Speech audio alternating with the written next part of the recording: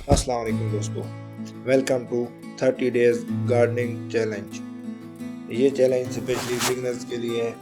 دوستو، اگر آپ بگنر ہیں اور آپ نے پہلے بھی گارڈننگ شروع کی لیکن پودے اگے نہیں یا پودے کمزور رہ گئے تو آج کی ویڈیو آپ کے لیے بہت خاص ہونے والی ہے، کیونکہ آج کی اس ویڈیو میں ہم سیکھیں گے کہ بیج کو کیسے اگانا ہے اور بیج سے پودے کیسے بنائے جا سکتے ہیں، اور بیج اگانے کے لیے وہ 3 رہنما اصول کون سے ہیں جن کو اگر آپ فالو کریں تو آپ کو 90% رزلٹ مل سکتا ہے۔ دوستو، ویڈیو کو آخر تک ضرور دیکھیں کیونکہ آج کی بنیاد پر ہی پورا چیلنج کامیاب ہوگا۔ تو دوستو، ویڈیو کو شروع کرتے ہیں۔ ویڈیو شروع کرنے سے پہلے آپ سے گزارش ہے کہ ویڈیو کو لائک کریں، چینل کو سبسکرائب کریں اور بیل آئیکن دبا دیں تاکہ میری آنے والی ویڈیو آپ تک آسانی سے پہنچ سکے۔ دوستو، سب سے بڑی غلطی جو بگنرز شروعات میں کرتے ہیں وہ یہ ہے کہ وہ بیج کا صحیح استعمال نہیں کرتے، مطلب بیج کا انتخاب جو ہے وہ صحیح نہیں کرتے، بیج کی ایکسپائری ڈیٹ نہیں دیکھتے، اس کے علاوہ بیج کا جرمینیشن ریٹ کتنا لکھا ہوا ہے یہ بھی نہیں چیک کرتے۔ بعض اوقات ایکسپائر بیج ہوتا ہے وہ لے آتے ہیں اور اگانے کی کوشش کرتے ہیں جس سے پودے صحیح طریقے سے نہیں اگ پاتے۔ تو دوستو، آپ نے ہمیشہ صحیح بیج کا انتخاب کرنا ہے۔ اس کے علاوہ آپ نے بیج کی ایکسپائری ڈیٹ لازم دیکھنی ہے، کیونکہ اگر بیج ایکسپائر ہوں یا اچھی کمپنی کے نہ ہوں یا ان کا جرمینیشن ریٹ کم ہو تو بیج یا تو اگتے ہی نہیں، یا اگر اگ بھی جائیں تو پودے کمزور اگتے ہیں۔ دوستو، دوسری جو سب سے بڑی غلطی بگنرز کرتے ہیں وہ موسم کا خیال نہیں رکھتے۔ اگر آپ پاکستان میں ہیں تو سب سے پہلے یہ دیکھیں کہ ابھی کون سا موسم چل رہا ہے، پھر اس کے مطابق آپ بیج کا انتخاب کریں اور پھر آپ بیج کو اگائیں گے تو انشاءاللہ آپ کا بیج صحیح طریقے سے اگے گا۔ سردیوں میں آپ ہمیشہ، اگر بگننگ طور پہ میں آپ کو سجیسٹ کروں تو آپ شروعات میں میری گولڈ کو اگانے کی کوشش کریں۔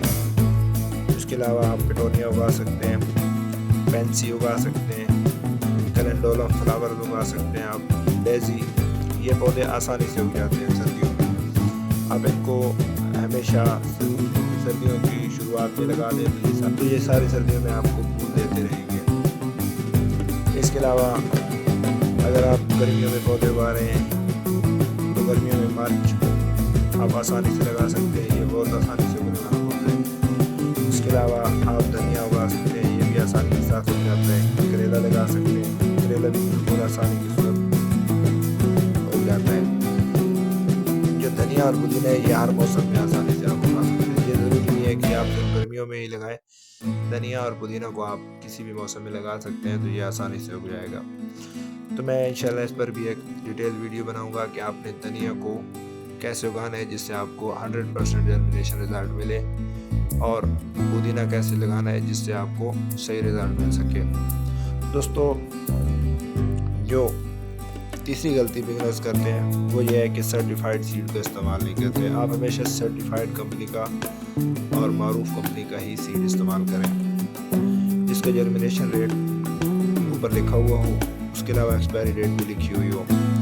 تو آپ ایکسپائری ڈیٹ چیک کر لیں، اس کے علاوہ جرمینیشن ریٹ چیک کر لیں۔ اگر بھی پیکٹ کے اوپر جرمینیشن ریٹ لکھا ہوا ہے 80% تو آپ نے وہ بیج خریدنا ہے، کیونکہ اس میں اس کا مطلب یہ ہوتا ہے کہ 10 میں سے 8 بیج اگیں گے۔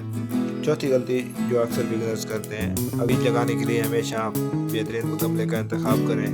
گملے کا سائز 10 انچ سے لے کر 8 انچ بھی استعمال کر سکتے ہیں۔ 10 انچ کا گملہ بھی اور 12 انچ کا گملہ بھی بیج اگانے کے لیے استعمال کر سکتے ہیں آپ۔ پھر بعد میں آپ دوسرے گملوں میں پنیری کو بڑے گملوں میں شفٹ کر دیں۔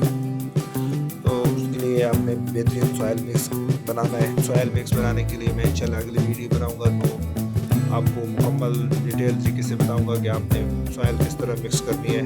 اچھی مٹی ڈالیں گے تو بیج کا جرمینیشن ریٹ بھی اچھا ملے گا آپ کو۔ اس کے علاوہ آپ نے بیج زیادہ گہرائی میں نہیں لگانا۔